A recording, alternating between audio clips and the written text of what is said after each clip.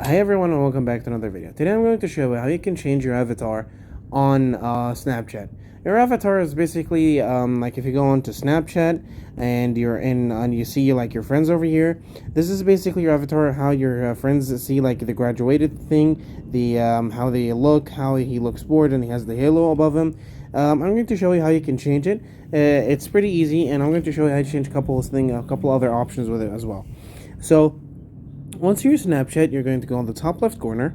Now, from the top left corner, you're going to swipe down. Okay. Now, once you swipe down, you're going to have a bunch of different options, which is basically change your outfit, the outfit of the person you see right in front of me.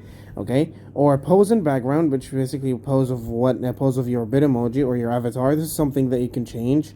Let's say I want to pick this, I will pick it. And you can right down there you're going to find something called change selfie. Now once you click change selfie, you're going to find all of these different options or all of these different things you want to choose for you to have actually and change, and you can see how it looks. So yeah, this is basically how you can change your avatar. Thank you so much guys for watching. Don't forget to like and subscribe, and I'll see you later.